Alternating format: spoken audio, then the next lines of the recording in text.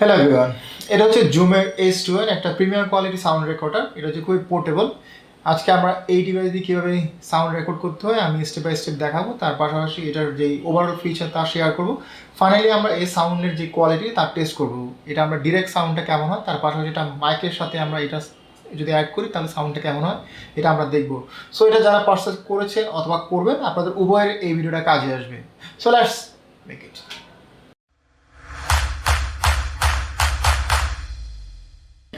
জুমের H2n খুব একটা premier quality একটা ডিভাইস।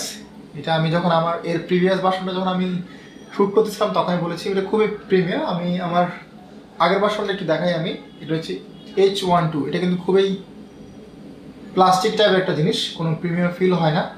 আমি যারা বলেছি তাদের একটু প্রিমিয়ার কোয়ালিটি প্রোডাক্ট আছে তাদের জন্য এটাই আমি রেকমেন্ড করেছি। এটা দেখেন টোটালি সলিড একটা প্রোডাক্ট আর খুবই পোর্টেবল, প্লাস হচ্ছে মাইকের কোয়ালিটি ভালো। আর এটার ফিচারও কিন্তু এর প্রিভিয়াস ভার্সন থেকে অনেক বেশি এখানে। আর এটা আমি ওয়ান বাই ওয়ান দেখবো, তার আগে আমি এটা প্রাইসটা একটু বলি, কারণ প্রাইসটা অনেকের জন্য খুব একটা ইম্পর্টেন্ট ফ্যাক্টর। আর এই ডিভাইসের বর্তমান মার্কেট প্রাইস 15,500 টাকা। আমরা এখন এই ডিভাইস দিয়ে কীভাবে রেকর্ড করতে হয় আমরা স্টেপ বাই স্টেপ দেখবো। আমাদের এই ভিডিওটা স্পন্সর করেছে new camera world. New camera world বাংলাদেশের one of the biggest camera seller. এখানে আমি ক্যামেরা অ্যাক্সেসরিজ এখানে সবই পাবেন। এই প্রোডাক্টটা আপনি নিউ ক্যামেরা ওয়ার্ল্ড থেকেই পাবেন। আপনাদের সুবিধার্থে নিউ ক্যামেরা ওয়ার্ল্ডের অ্যাড্রেস, ফেসবুক পেজের লিঙ্ক, কন্ট্যাক্ট নাম্বার দিয়ে দিব। সো আপনারা ওদের ফেসবুক পেজ অথবা ফিজিক্যালি ভিজিট করতে পারবেন। আর এই ডিভাইসটা যখন আমরা পারচেস করবো সাথে শুধু এই ইউজার ম্যানুয়াল থাকবে, বক্সটা থাকবে, আর হচ্ছে এই ডিভাইসটা থাকবে। আমি এটার প্রথমে বাটনগুলো এক পাশ থেকে দেখি। এই পাশটা হচ্ছে মেনু বাটন পাশটা, এটা হচ্ছে পাওয়ার অফ অন বাটন। আপনি নিচের দিকে প্রেস করলে এটা অন হবে অথবা আবার অফ করা যাবে। আর উপরের দিকে হচ্ছে হোল্ড হচ্ছে অনেকটা, আপনি যখন রেকর্ডটা শুরু করবেন হোল্ড বাটন দিলে অন্য কোনো বাটন কাজ করবে না, এটা সেফটি হিসেবে কাজ করবে। আর হচ্ছে গেইন কন্ট্রোলটা সাউন্ডের যে ভলিউমের অথবা সাউন্ড সেন্সিটিভিটি এটা দিয়ে কন্ট্রোল করতে পারবেন। আর এটা হচ্ছে যখন প্লে করবেন তখন আপনি আপ অ্যান্ড ডাউন অথবা যখন মেনুটা ইউজ করবেন তখনও চেঞ্জ করতে পারবেন। আর এটা হোল্ড করলে, এই ছোটো বাটনটা হোল্ড করলে আপনি মেনুতে চলে যাবেন। আর এই পাশটা যাই, এটা হচ্ছে ইন লাইন।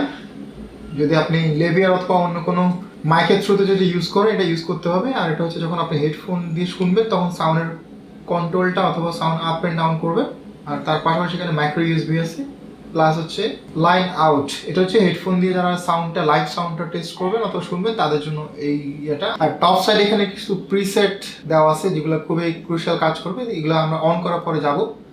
আর নিচের দিকে হচ্ছে মেমোরি কার্ড স্লটটা। এটা হচ্ছে একটা SD card slot, up to 32 GB এখানে আপনি কভার করবে। আনুমানিক 50 আওয়ারের মতো এবং স্ট্যান্ডার্ড সাইজে 50 ঘন্টার মতো আপনি কাজ করবে। আর এই পাশে হচ্ছে ব্যাটারি চেম্বারটা। এটা হচ্ছে ডাবলের দুইটা ব্যাটারি। এটা হচ্ছে আপনি যদি রেগুলার ব্যাটারিগুলো ইউজ করেন তখন আপনি অ্যারাউন্ড 15 থেকে 20 ঘন্টার মতো আপনি কভার করবে। অথবা আপনি রিচার্জেবল ব্যাটারি ইউজ করতে পারেন। রিচার্জেবল ব্যাটারিগুলো আপনি এখানে দিয়ে আপনি ইউএসবি থ্রুতেও কিন্তু চার্জ করতে পারেন। আমি এখন এটা পাওয়ার অন করব। জাস্ট পাওয়ার বাটনটা নিচের দিকে প্রেস করলে অন হয়ে যাবে। 10 থেকে 15 সেকেন্ড সময় লাগে এটা সিস্টেম অন হইতে। তার আগে আমি একটা কথা বলিনি, এই ধরনের ডিভাইসগুলো কিন্তু প্লেসমেন্টটা খুব ইম্পর্টেন্ট। প্লেসমেন্ট প্লাস হচ্ছে ডিরেকশন, অলওয়েজ ফ্রন্ট সাইডটাই দিতে হবে অথবা স্ট্রেট দিতে হবে, তাহলে সাউন্ডের যে রেশিওটা লেফট অ্যান্ড রাইট রেশিওটা খুব ভালো থাকবে। আমি এখন উপরের ফাংশনগুলো একটু দেখাই। এখানে 4টা প্রিসেট আছে। একটা হচ্ছে এক্সওয়াইটা স্পেশালি যখন আমরা সিঙ্গেল কোনো মিউজিক অথবা আমরা ইন্টারভিউটা কভার করবো তখন এক্সওয়াইটা আমরা ইউজ করতে পারি। আর এটার কভার হচ্ছে 90 ডিগ্রি পর্যন্ত কভার করবে। আর এরপরে আরেকটা ফাংশন হচ্ছে এমএস।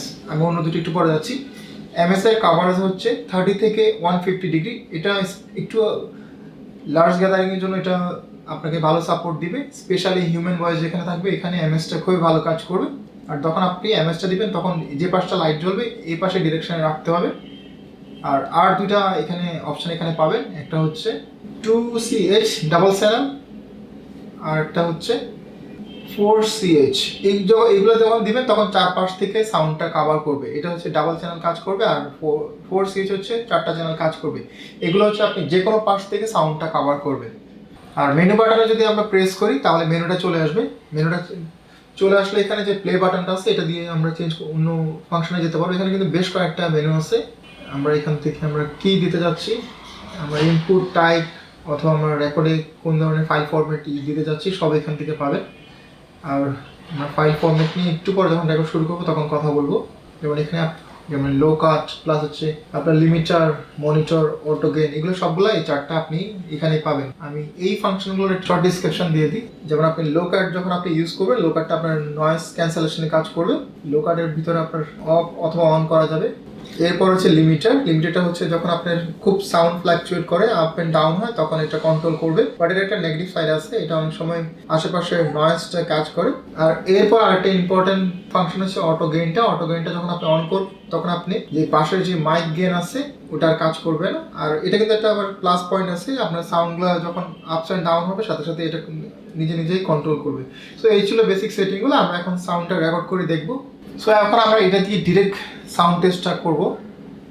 আমি এখানে এমএস মোডটা রেখেছি, আর অন্য কোনো সেটিং আমি চেঞ্জ করিনি। আমি এখন রেকর্ডটা প্রেস করলাম। এখন আমি যে সাউন্ডটা পাচ্ছি তা হচ্ছে জুমের H2n দিয়ে আমি সাউন্ডটা পাচ্ছি। আর এটা ডিরেক্ট সাউন্ডটা কেমন অথবা এটা আপনাদের জন্য ইউজফুল কিনা তা আপনারা এই সাউন্ডটা থেকে বুঝতে পারবেন। আমি এরপরে রোডের ভিডিও মাইক প্রো প্লাসের সাথে এটা ইউজ করব। সো এখন আমি রোডের ভিডিও মাইক প্রো প্লাসটা অ্যাড করব। আর আমরা এখন যে সাউন্ডটা পাচ্ছি তা হলো জুমের সাথে আমি মাইকটা অ্যাড করেছি। সো দুটোর কম্বিনেশনের সাউন্ডটা মূলত মাইকের কাজ করতেছে এটা, আর স্টোরেজ অথবা রেকর্ডের কাজটা এখানে হচ্ছে। সো এখন যে সাউন্ডটা পাচ্ছি তা ডেফিনেটলি জুমের যে নিজস্ব যে সাউন্ড ছিল এটা থেকে কিছুটা হলে বেটার হবে, আমার পার্সোনাল অপিনিয়ন। সো আপনারা তো শুনতে পাচ্ছেন। সো আপনারা এগুলো ডিসিশন নিতে পারবেন আপনারা কি জুমের রেকর্ডারটা ডিরেক্টলি ইউজ করবেন নাকি কোনো মাইকের থ্রুতে এটা ইউজ করবেন। আর আপনি যখন সাউন্ডটা রেকর্ড করবেন কোন ফাইল ফরম্যাট চান তার জন্য আপনি মেনুতে যেতে হবে। মেনুতে যাওয়ার পরে আপনি এখানে যে রেকর্ডের যে অপশনটা আছে রেকর্ডে গেলেন, এরপরে প্রেস করলেন। আমি রেকর্ডে গেলাম, এরপরে প্রেস করলাম। এরপর হচ্ছে রেকর্ড ফরম্যাট, কোন ধরনের ফরম্যাটে যাচ্ছে। এখানে বেশ কিছু ফরম্যাট আছে যেমন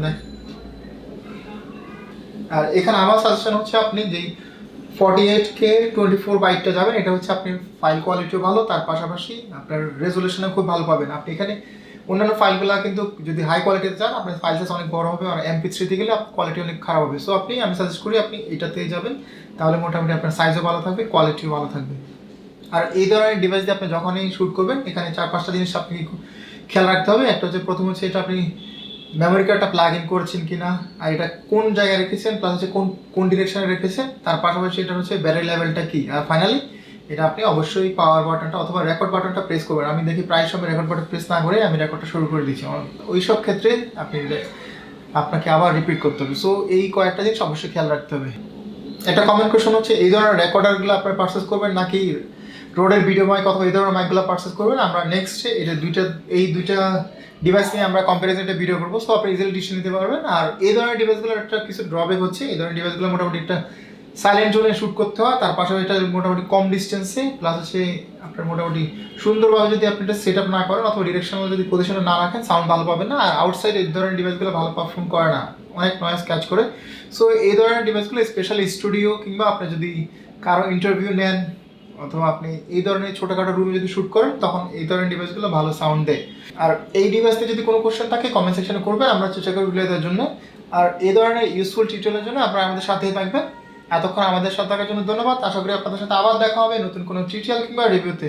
till then, bye bye, take care.